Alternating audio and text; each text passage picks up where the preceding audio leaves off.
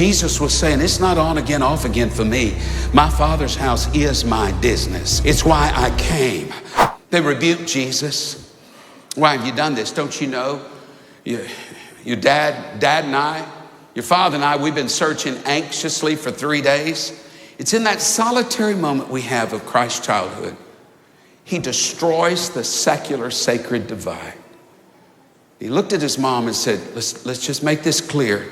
My father was not looking for me.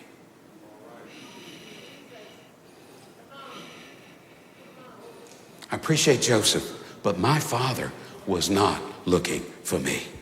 He said, why were you looking for me? Did you not know that I must be in my Father's house?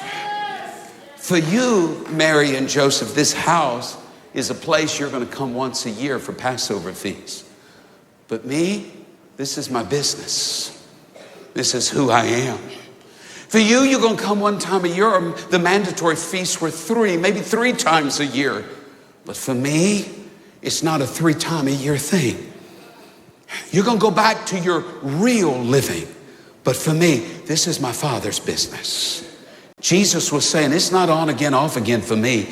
My Father's house is my business. It's why I came. I am that altar. I am that lamb. I am that sacrifice. I am that fire. I am the temple. I am the Shekinah. I am the presence of the Lord. You don't punch a clock on the Christian faith. You don't do your time and go back to real living.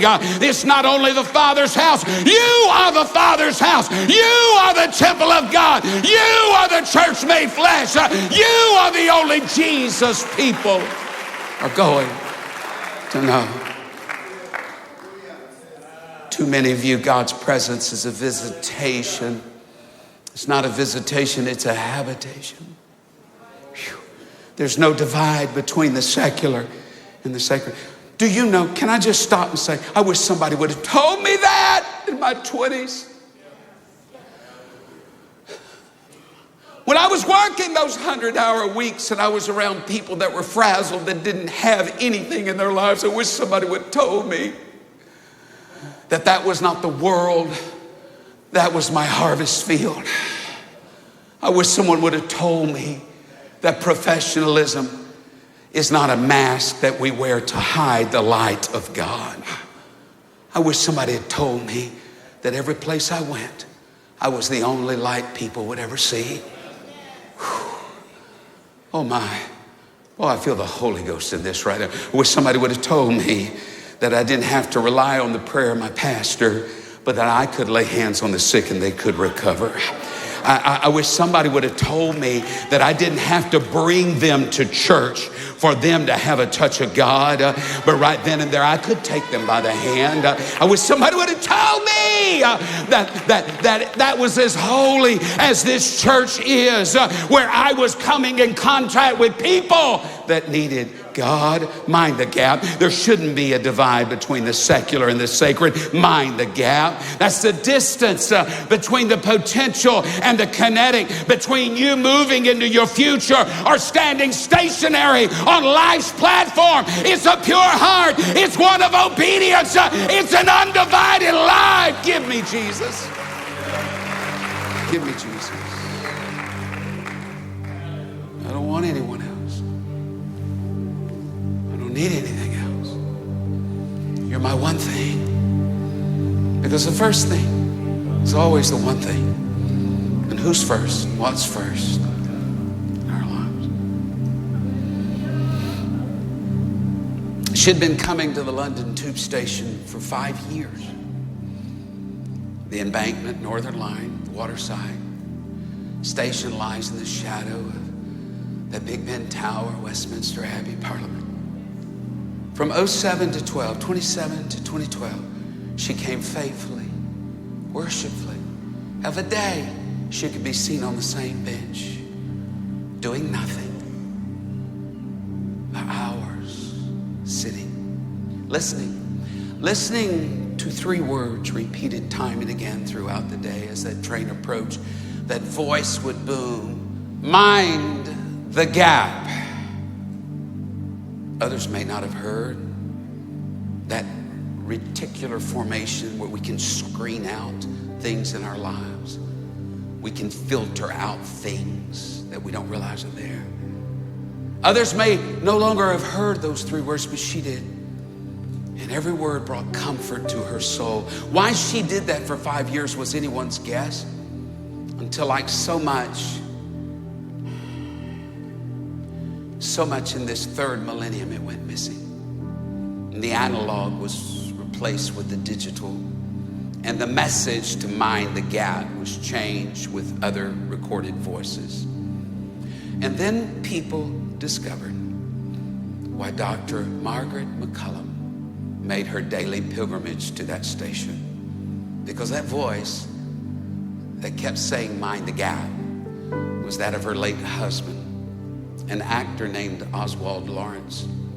He'd been hired in a low moment of their lives. It was a gig that put food on their table. It was a job that helped them survive a difficult time. He had been hired to record those words, mind the gap.